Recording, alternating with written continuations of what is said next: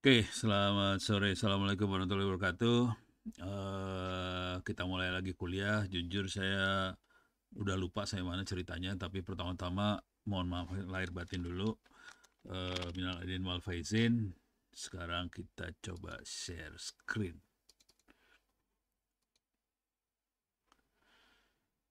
Oke, saya udah lupa sih sebenarnya saya mana.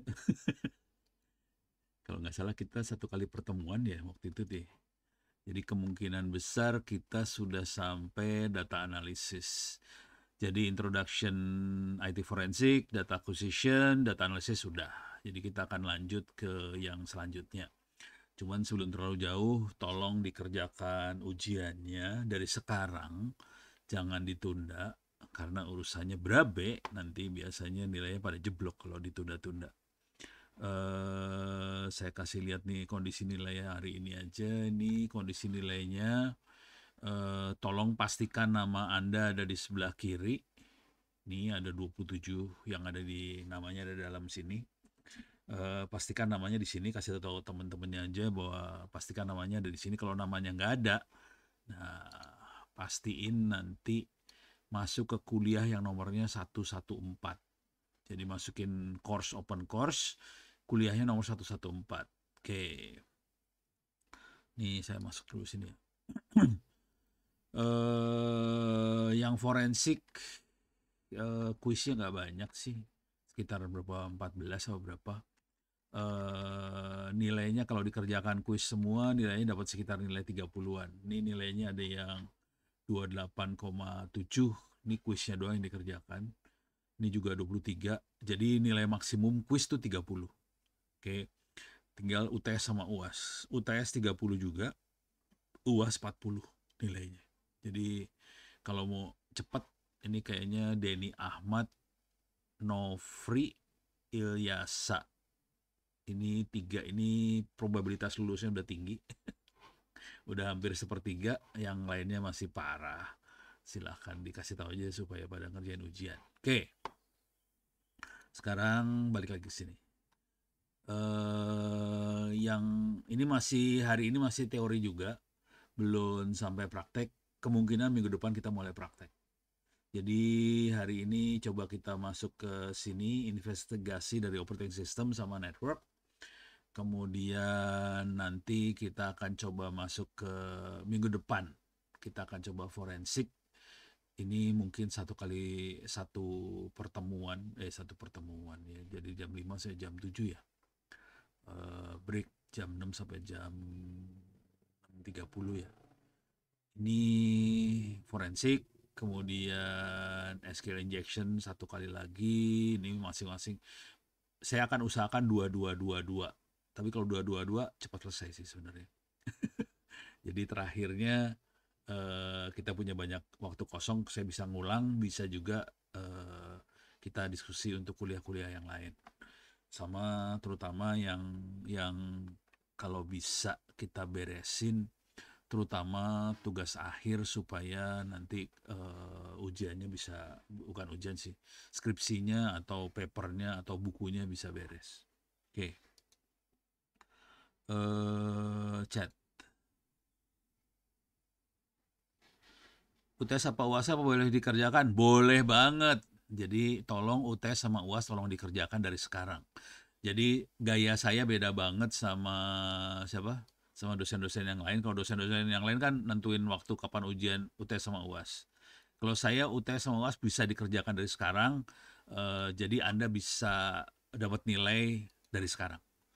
Jadi kalau udah nilainya udah bagus, kalau bisa dapat nilai 80 atau 90, nggak ikut ujian juga, nggak ikut kuliah saya juga udah nggak apa-apa sih. Bolos juga nggak apa-apa udah. Kalau mau ikut juga nggak apa-apa. Nanya yang lain juga nggak apa-apa kalau udah kayak gitu sih santai. Boleh ya? Jadi tolong UTS sama UAS dikerjakan dari sekarang. Jangan ditunda. Oke, jadi semua kuis UTS UAS tolong dikerjakan dari sekarang. Mudah-mudahan nilainya bagus. Oke, kita akan masuk sini. Kita akan coba lihat sistem operasi. Ini ada 3, Windows, Linux, sama mobile. Oke, mobile tuh ada beberapa lagi ya. Mobile ada 3 juga sih sebenarnya. Ada Android, ada Microsoft, ada iPhone. kita masuk ke window dulu lah, yang kayaknya banyak dipakai. Jadi window kalau kita mau ngutak-atik ngoprek segala macam, window biasanya buat klien sih, user. Sambil kerja silakan. Ini direkam juga nanti, kalau kalau mau direkam juga boleh, nanti dengerin rekamannya kalau udah selesai kerja juga nggak apa-apa sih sebenarnya. Saya orangnya lebih fleksibel. Jadi kalau mau kerja, rekam aja juga nggak apa-apa, atau ini kalau rekaman saya berhasil saya upload ke YouTube juga.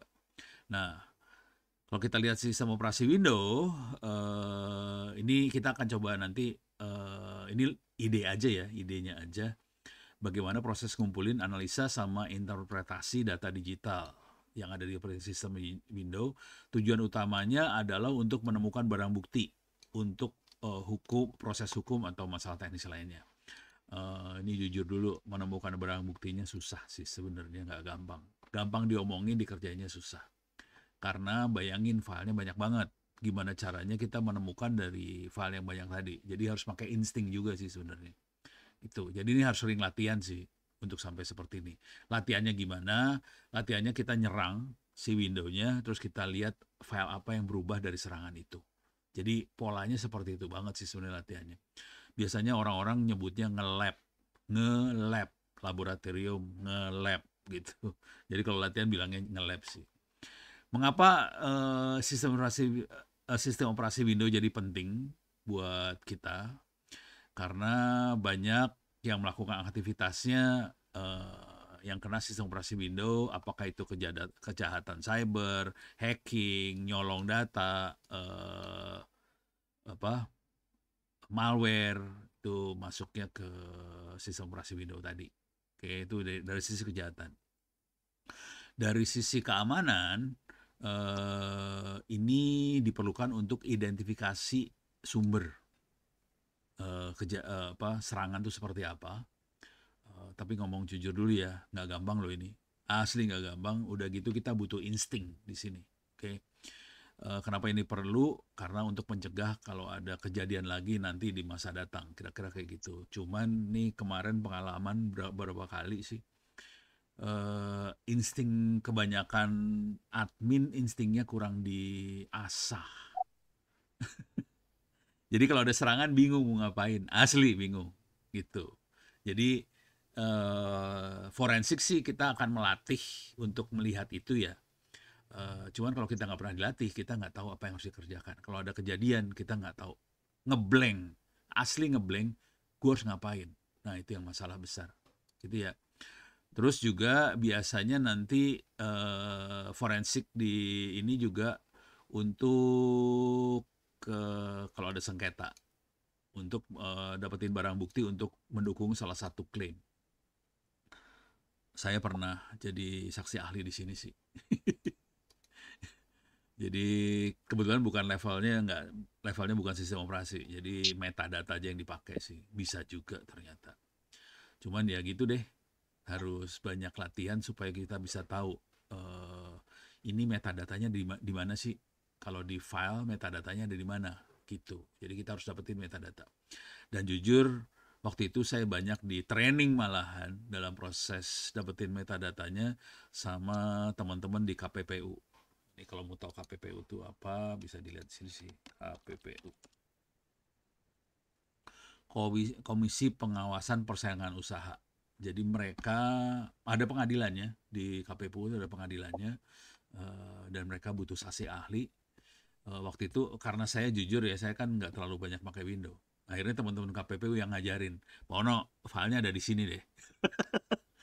Jadi saksi ahlinya diajarin dulu sama orang KPPU sebelum dimajuin ke hakimnya. Jadi bisa kayak gitu. Soalnya mereka berantem urusannya antara pengadaan barang.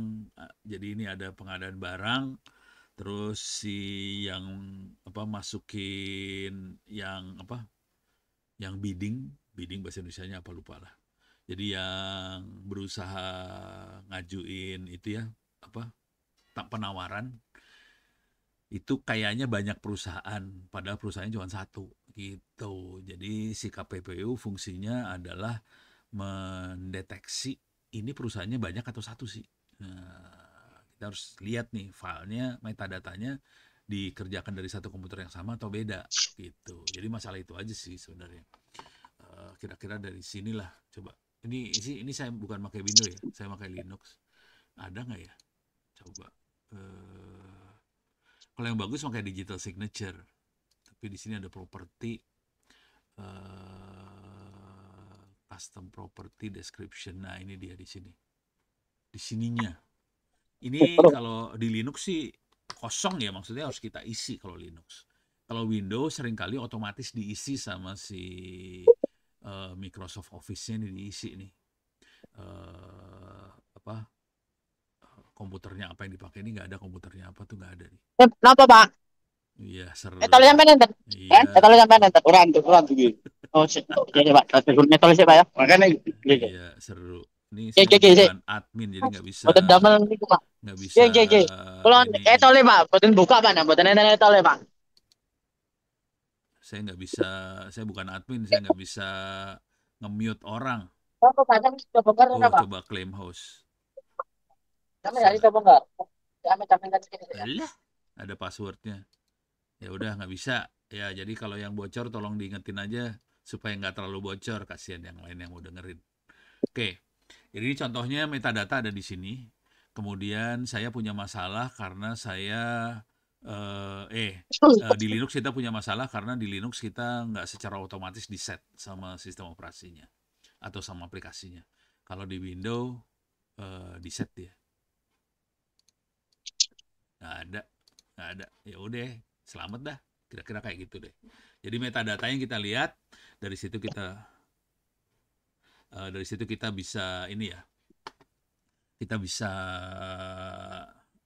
jadi kejadiannya adalah si metadata filenya itu sama.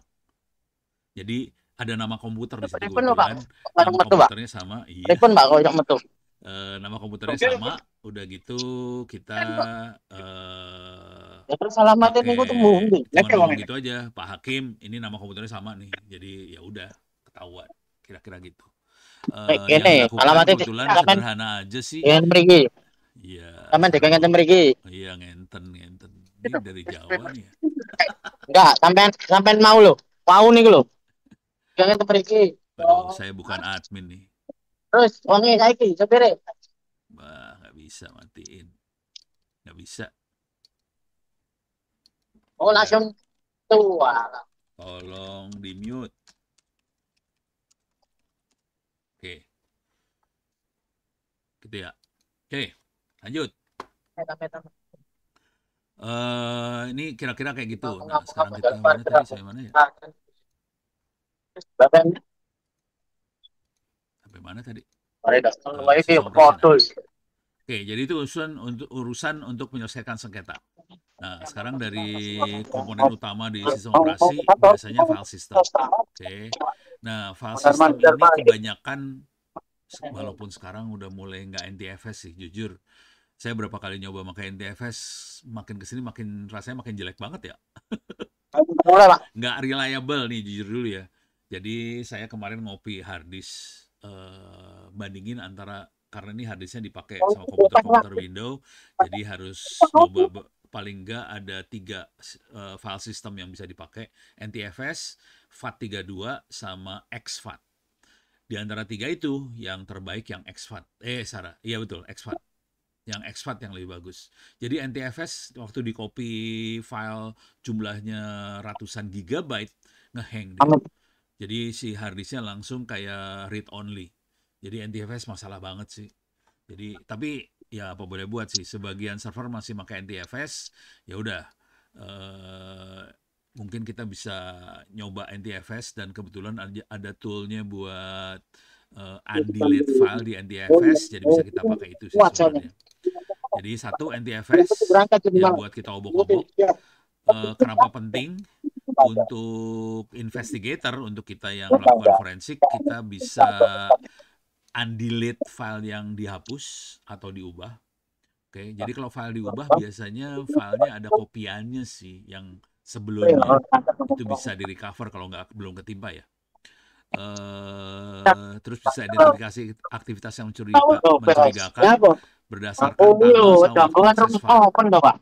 gitu. Wih, Terus terono dhisik bayar parkir. eh Coba sih kok. atau saya kasih tahu si Aku Pak dikon ini balik aja aku ya, Mas. Pak Agung kali ya. Mat. Mat ngono lho, Pak. Ini yang pegang ini bukan Pak Agung sih sebenarnya, Tawa. Pak Akademik Anggi kali ya. Ada yang pegang siapa namanya? Admin Zoom. Kabar Mas. Saya nggak bisa Ya, eh, urung wayahe, San. Urung wayahe.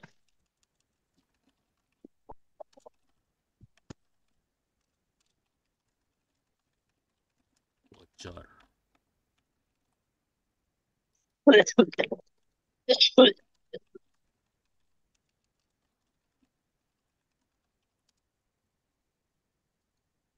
Oke, udah. Yang pasti saya emang nggak punya akses admin, sengaja sih sebenarnya. Males punya akses admin jadi tanggung jawab soalnya. Kalau nggak punya akses admin kan tidak tanggung jawab. Itu sih intinya sih, males tanggung jawab. Oke, kemudian yang penting juga adalah mengembalikan file yang dihapus. Jadi undelete.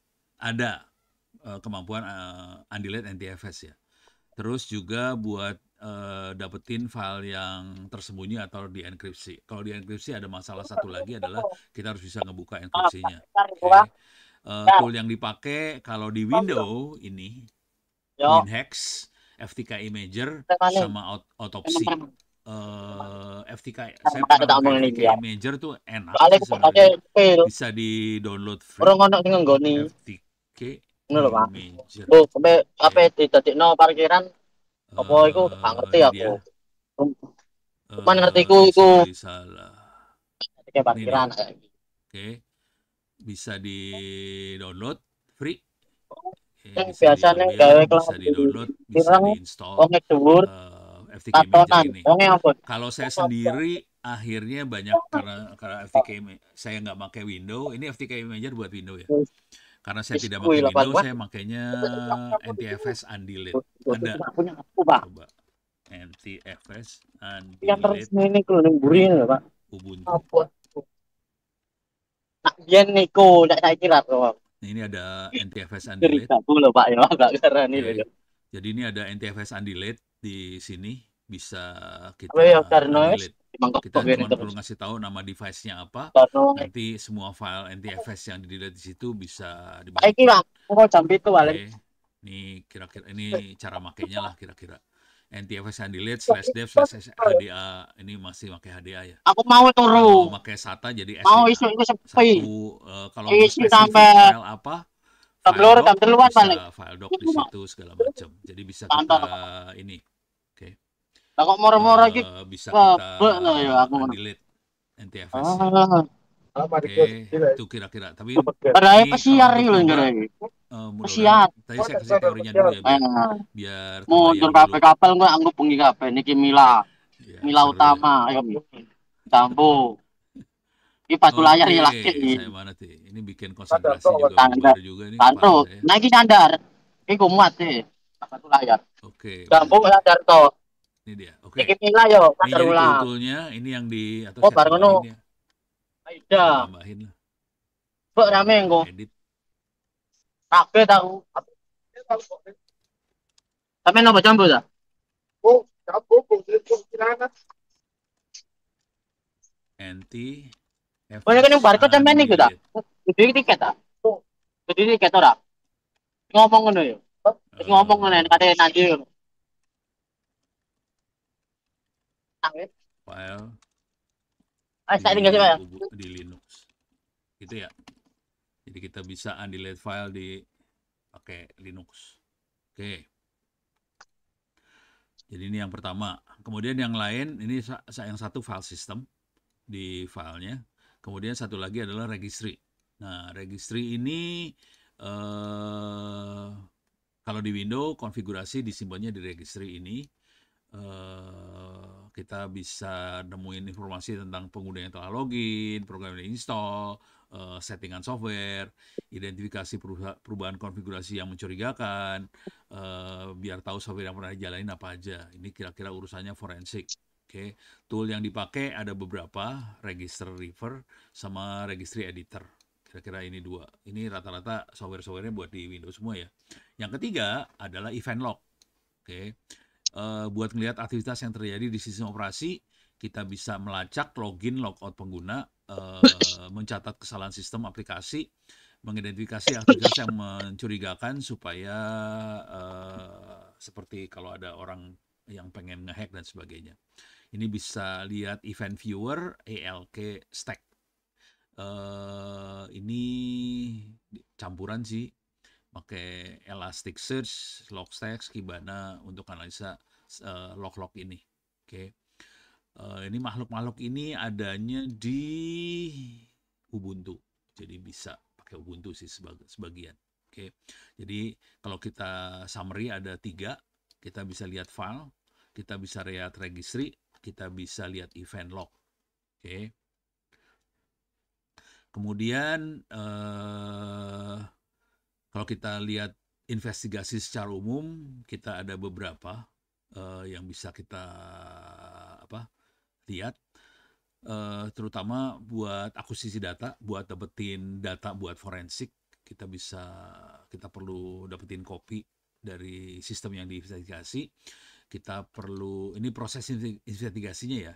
Pertama akuisisi data, terus analisa data, kita lihat struktur file, registry, event log, cari barang bukti digital. Nah, yang seru adalah interpretasi data, menginterpretasikan temuan dan menarik kesimpulan. Oke. Yang terakhir dokumentasi. Nah, yang bagian ini, bagian 2 ini, nomor 2 sama 3, ini urusannya susah-susah gampang. Karena jujur di dalam komputer ini proses banyak banget yang terjadi. Sebagian mungkin terkait dengan apa yang kejadian yang sedang kita investigasi, sebagian enggak. Jadi ini seru nih urusannya. Bisa salah. Ini jadi bisa salah nih ceritanya ya. Oke. Dan yang pasti ya perlu izin, perlu menghormati privacy lah. Gitu, kira-kira kayak gitu.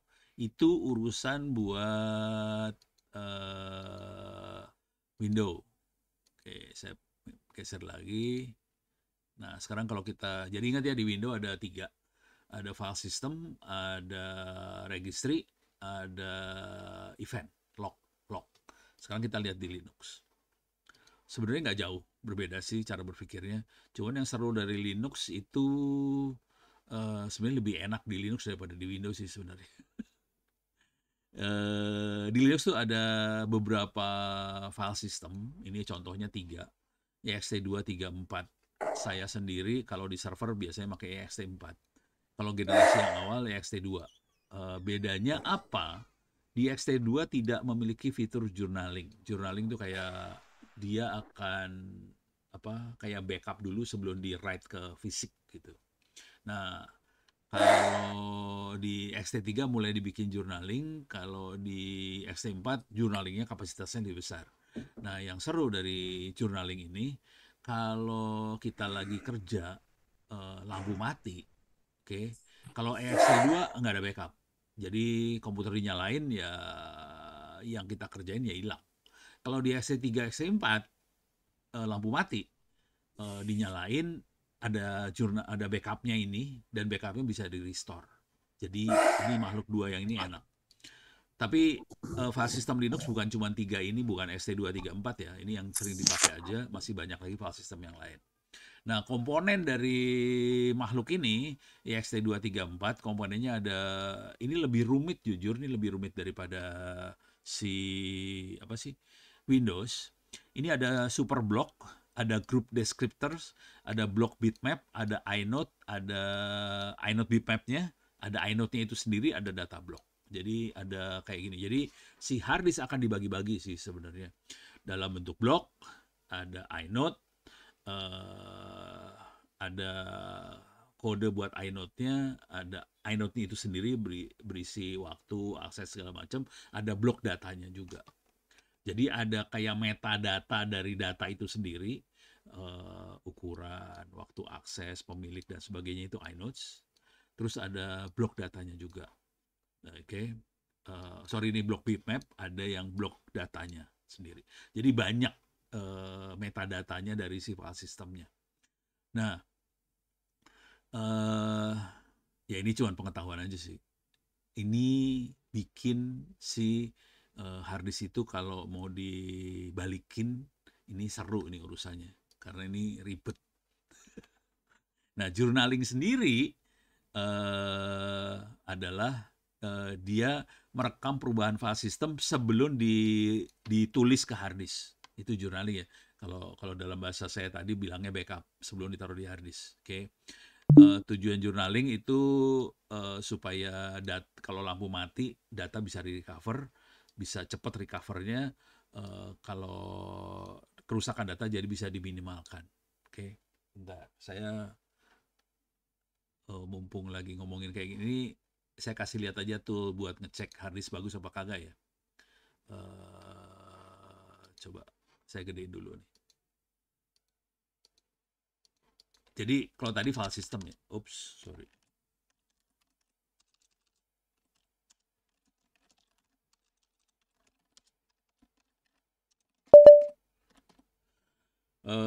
Mungkin kalau sering beli harddisk bekas, sering ada informasi ini fisiknya ya, si harddisk fisiknya tinggal berapa persen. Jadi kita biasanya pakai HD Sentinel ini buat ngecek kualitas fisik harddisknya tinggal berapa persen lagi sih, gitu. Jadi ini bisa di-download sih sebenarnya harddisk Sentinel free. Ada di Windows juga, harddisk Sentinel. Nih bisa di-download, ada di Linux, ada di Windows juga segala macam. Mana Linux? Linuxnya mana ya? Oh ini dia. Ini dia Linux. Ada Linux, ada di Windows juga. Kalau mau dibeli boleh. Saya ngambil yang free-nya aja. Jadi kita sebenarnya punya masalah juga di hard disk, bukan hanya file system ya. Jadi si file system berusaha buat menyelamatkan data hard disk juga. Cuman kalau hard disknya secara fisiknya memang udah rusak, ya udah nggak bisa diapain juga sih. Jadi ini hard disk Sentinel itu penting. Ini rada OOT sih sebenarnya. Kita bisa ngecek tinggal ketik ini aja, saya enter, nah dia akan ngecek hard disk saya. Ini saya kebetulan saya colokin ada berapa hard disk ini ya, ada 1, 2, 3, 4. Harusnya ada 4 hard disk nih. Nih, hard disk 0, SDA. Ini 1 terabyte lah kira-kira, performanya 100%. Sudah nyala 346 hari. Masih punya 1000 hari lagi, kondisi bagus. Hard disk kedua, dia temperaturnya tahu, dia 256 gigabyte.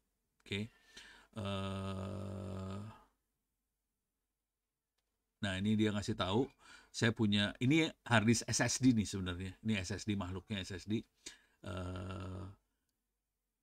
Ada problem komunikasi ke antar hard disk dengan hostnya sekian kali. Jadi ini hard disknya SSD nggak bagus sih sebenarnya. Tapi gue pakai aja, ntar kalau rusak ya. Kebetulan ini semua datanya di copy. Jadi semua data ini hard disk penting banget sih sebenarnya. Tapi semua datanya di copy ke laptop saya. Jadi laptop saya sama hard disk yang ini sama isinya. Hard disk ini buat booting ya. Nah, semua data-data ada di hard disk yang ini. Kondisinya oke, perfect. Nah, kemudian yang di sini ada 2 hard disk lagi. Yang ini 2 tera, kondisi oke. Ini isinya semua data saya. Kalau yang ini nggak terlalu bagus, health-nya 99%. Hard disk ini dipakai buat backup perpustakaan sih. Oh, ini yang buat Mas Abdurrahman yang baru masuk. Oke, tolong, ini buat semuanya juga sih sebenarnya. Tolong pastikan Anda daftar di sini. Salah. Sini. Salah. Mana tadi? Sini ya. Oke. Ya udah saya cari lagi lah. Tolong masuk ke Open Course. Oke, buat semua yang baru masuk ya. Masuk ke Open Course bisa bikin account, kemudian enroll ke kuliah yang ini.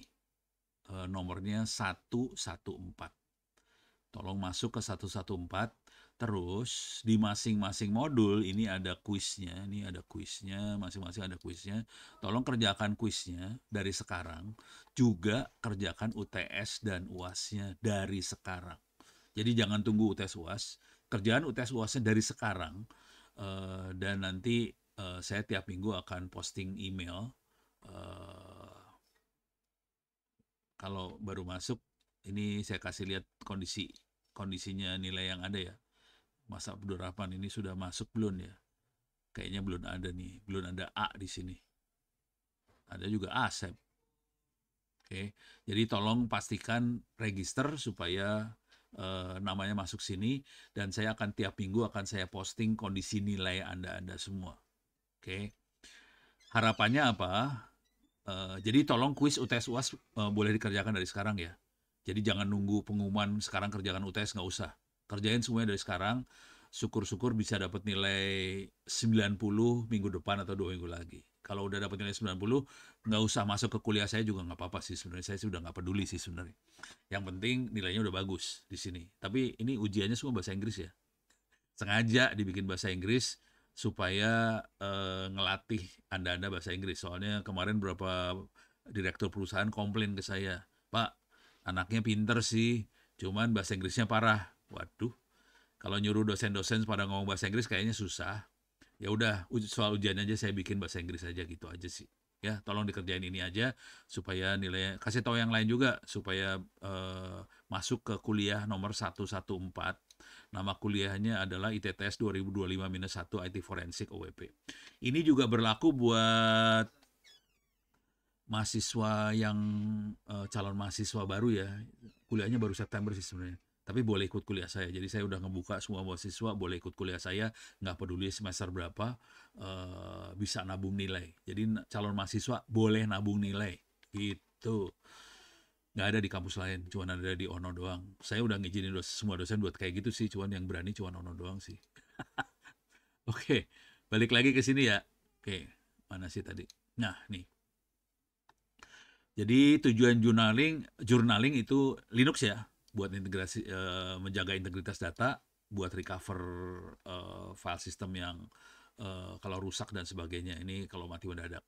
Eh, Jenis journaling ada yang berurut, ada yang write back, ada yang data only. Jadi apa? Kalau order semua operasi ditulis ke jurnal sebelum di write ke hard disk, itu yang order. Kalau write back, operasi ditulis ke jurnal tapi data mungkin tidak segera ditulis ke disk, itu kira-kira kayak gitu. Kalau data only hanya perubahan data yang ada di jurnal, bukan metadata gitu. Jadi ini kalau di Linux file system. Nah, yang jadi masalah di file system ini untuk undelete itu yang reliable yang ada buat ext3. Undelete-nya. Jadi kita punya masalah sih sebenarnya. ext2 sama ext4 kita nggak bisa undelete. Tadi NTFS bisa di undelete, ext3 bisa. ext2 sama ext4 nggak bisa. Pusing saya. Nah, yang lain adalah log file buat di file system. Log file ini adanya di folder var log. Jadi kalau kita masuk ke sini, saya gedein biar ada enak melihatnya. Oke, clear layar. Var log. Jadi semua log ada di sini sih, di folder var/log. Saya udah ngomong ke dosen sistem operasi, kalau bisa ngajarin sistem operasi Linux. Bukannya apa-apa ya. Server kita banyaknya Linux sih sekarang, bukan Windows. Jadi sebaiknya ngajarnya sistem operasi Linux. Cuman nggak banyak dosen yang bisa Linux sih sebenarnya. Jadi serba salah saya sekarang. Kepaksa di kuliah-kuliah saya, kepaksa saya harus ngasih lihat kayak gini-gini juga. Jadi dalam Farlog ini semua log server adanya di sini, kita bisa ngelihat sih sebenarnya. Biasanya serangan adanya di authentication pertama, salah satu authentication. Yang lain paling ada di vlog, tapi kebanyakan di authentication sih. Nah, di masing-masing aplikasi dia punya log juga. Misalnya web itu ada di apa? Oh, ini bukan server sih. Ini desktop nih yang kita lihat lagi desktop. Jadi Apache punya locknya sendiri, nanti masing-masing punya locknya masing-masing, kita bisa lihat lagi di masing-masing lock. Cuman di servernya juga harus kita aktifin locknya. Jadi waktu kita jalankan server, di konfigurasi servernya, kita harus pastikan locknya diaktifin. Bisa, kalau kata kuncinya adalah verbose. Pastikan lock servernya dibikin banyak gitu. Kalau di verbose-nya di on, segala macam dicatetin ke lock. Memang akan membuat locknya jadi gede. Tapi kalau ada apa-apa, kita jadi gampang. Jadi kita nanti ada trade off ya antara locknya gede sama kemudahan buat menganalisa kalau ada kejadian. Nah, cuman lock gede itu kalau dia tiap kali nge-save ke lock, si aplikasi jadi lemot, jadi lambat sih. Jadi ya serba salah sih sebenarnya, serba susah. Ya udahlah, mau diapain? Di log file kita bisa lihat macam-macam. Kita bisa ngelihat file yang diakses apa aja, reboot, shutdown, kesalahan sistem apa aja, akses yang tidak sah, modifikasi file bisa kelihatan. Nah, nanti kalau kita bermain di sini, ini juga kemarin tuh ada yang nyari orang sih sebenarnya. Saya udah posting ke mailing list, ya mudah-mudahan ada yang baca, ada yang enggak nih. Kalau yang enggak masuk ya enggak baca. Cuman saya coba lihat bisa nggak ya? Kalau ada yang tertarik, jadi ini orang lagi nyari orang sih, kayaknya dia dapatnya dapat proyekan kayak gitu, tapi nggak punya orang. Suka gitu tuh orang Indonesia tuh, dapatnya proyek, udah gitu lu pikir cari orang gampang kali ya? Bentar, firewall. Ini dia, nih namanya Hendra. Ini Hendra Hairudin. Kalau ada SDM dan Bapak yang free masih support saya untuk proyek ini, firewall specialist. Ini kontak saya. Kalau ada yang tertarik saya ini ya. Jadi ini emailnya Hendra Hairudin, hendra@okus.co.id, cari orang. Kemudian kontaknya ini. Saya posting kontaknya di chat lah kalau ada yang butuh kerjaan. Saya posting di everyone. Oke. Jadi silahkan kontakin aja, tapi nanti nego. Saya malam kuliah ya Pak, gitu. Jadi kerjaan kan lumayan buat dapat duit ya, duit kan buat bayar SPP. Tapi nego ntar, soalnya malam kuliah gitu. Harus gitulah kalau kerja mah. Jadi satu log file, kedua log file ya. Di security log kita bisa ngelihat, terus di firewall log kita bisa lihat lalu lintas jaringan lewatin firewall. Oke. Dan implikasi dari forensik ini adalah kita bisa recover data, jadi data yang rusak atau hilang segala macam kita bisa dapetin lagi, kita bisa analisa aktivitas, kita bisa identifikasi malware, kita bisa nentuin waktu kejadian. Nah, yang bagian yang ini, kalau mau cerita dikit, ini contoh yang realnya, yang paling nyebelin dari malware ini adalah judi online sebenarnya hari ini. Jadi hari ini yang paling menyebalkan adalah judi online. Hasil karya kita akhirnya dibukukan di Andi Publisher. Kita bisa nyari kata kuncinya, masuk ke andipublisher.com, kata kuncinya Ono. Nanti di sini ada buku tentang buku pegangan pegangan penanganan insiden cyber. Ini kejadiannya, buku ini ditulis sama saya sama dosen-dosen ITTS yang kerja di Dinas Kominfo Tangerang Selatan. Waktu itu kita diserang sama judi online sampai jebol ancur-ancuran. Bahkan servernya ada yang di-delete. Di-delete itu server, gila itu orang-orang judi online parah banget. Dan saya perhatiin cara dosen-dosen itu pada bekerja. Jadi orang-orang Kominfo itu kerja nanganin malware-nya kayak gimana, terus dibukuin. Yang jago di sini saya kasih tahu dulu ya. Yang paling jago adalah Pak Dimas. Mungkin ada yang diajarin Pak Dimas kali ya. Nah, itu jagonya sih sebenarnya. Yang paling jago Pak Dimas. Dan Pak Dimas ini akhirnya yang banyak materinya jadi materi buku ini sih sebenarnya. Itu. Jadi kuncinya ada di situ. Nah, kalau mau baca di sini di Ono Center, bentar, saya harus ngingat-ngingat saya taruh di PS3 apa? Bentar, eh, identify malware Trojan. Itu saya pakai istilahnya lebih banyak ke Trojan sih, bukan malware. Nih, nih kalau pengen deteksi ya, caranya di sini kita harus identifikasi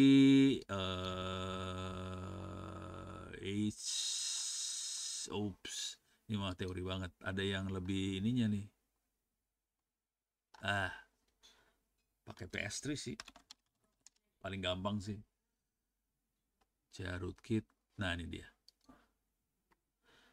Detect remove Trojan in Linux operating system. Jadi ada beberapa,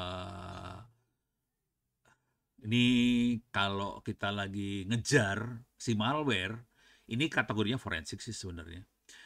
Tapi kita pengen ngejar si malware itu masuknya kayak gimana, kapan. Nah, ini perintah-perintah yang dipakai last log, ini terus fulcrum, puing, banyak nih, asli banyak banget. Nah, yang paling menolong dari semua ini kan banyak nih, ada PS top, PS3, LS off, netstat, if top, net hoax, S-trace string segala macam. Yang paling gampang ngelihat yang ini sebenarnya, PS3. Jadi perintahnya banyak, tapi yang akan banyak ngelihat yang ini. Saya kasih lihat ciri khasnya aja ya. Kalau ngelihat malware, kalau ada serangan, saya jadi super user dulu, PS3, enter. Kita bisa ngelihat tree dari PS. PS tuh proses di back end ya. Nah, ciri khas malware tuh kayak gini dia. Ini kalau ini nggak ada malware sih.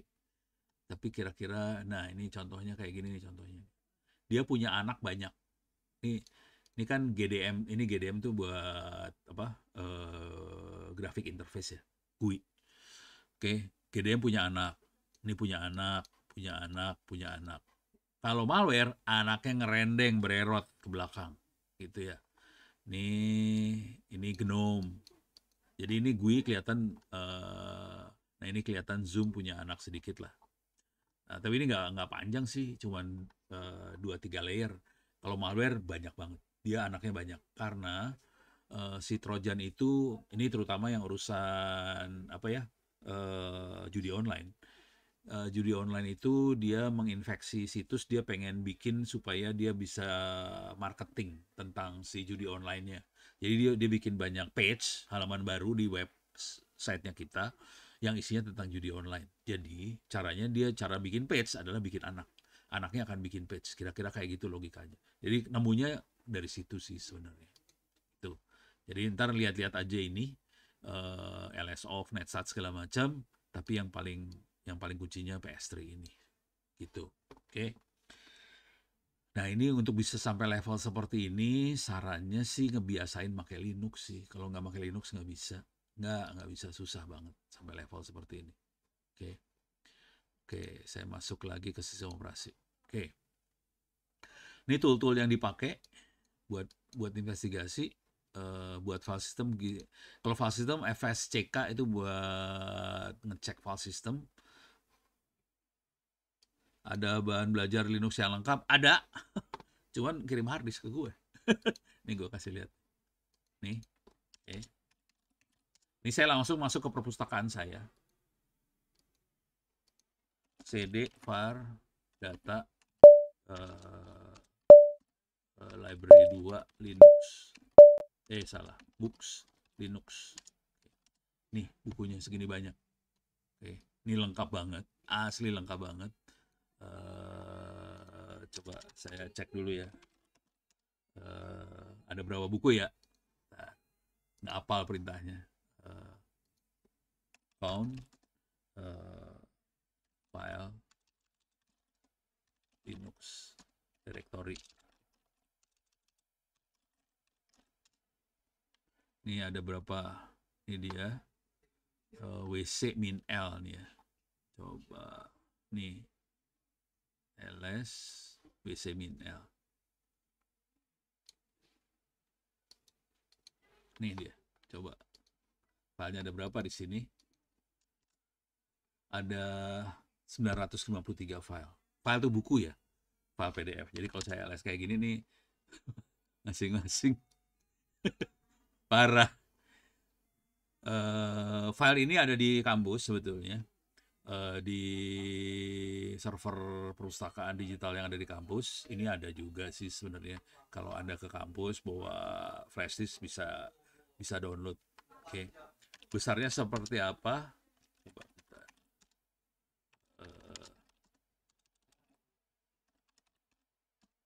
Linux 15 GB. Oke. Jadi totalnya 15 GB, 950-an buku. Itu, sip. Jadi kalau mau kayak gitu sih. Ini jujur, kalau udah pernah baca buku-buku ini, dengerin kuliah saya, kuliah Ono nggak ada apa-apanya langsung. Ono cuma 0,0 sekian persen dari ilmu yang ada di buku-buku tadi. Bayangin, Ono cuma 0,0 gitu, dikit banget. Jadi buku-buku itu parah banget sih, asli parah. Nih beres ya, ini di Linux. Jadi kalau Linux itu file system sama log, mainannya di situ. Sekarang kita masuk ke mobile. Oke. Mobile. Oke. Ini ada 3 sistem operasi sih harusnya. Ini ya. Android sama iOS. Windows nggak ada. Nggak ada. Windows-nya nggak dimasukin. Nggak menarik Windows. Jarang yang pakai juga sih sekarang, cuman pakai kan praktis cuma 2 ya. Android sama iPhone doang ya. Nah yang di Android, file system yang dipakai adalah ini, banyaknya ST4 atau F2FS. Oke. Data pengguna, sistem sama aplikasi tersimpan pada partisi yang berbeda. Itu yang perlu kita tahu. Cuman kalau kita udah pernah pakai Linux masuk ke Android, nggak beda jauh sih sebenarnya. Jadi Android itu Linux juga sama aja. Cuman agak dimodif lah. Linux modifan supaya bisa masuk ke handphone. Kira-kira kayak gitu. Terus beberapa perangkat Android mendukung full encryption. Jadi kalau sampai di encrypt, kalau si file system di encrypt, kita nggak bisa ekstrak data tuh. Data nggak bisa diambil ya kalau di encrypt. Bagus buat ngamanin si HP. Misalnya HP jatuh ke tangan orang lain, ada cucu lewat ini. Nggak konsen langsung.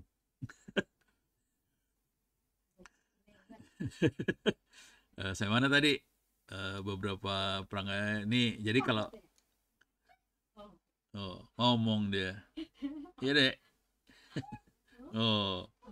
Udah. Ini eyangnya lagi ngajar. Oke.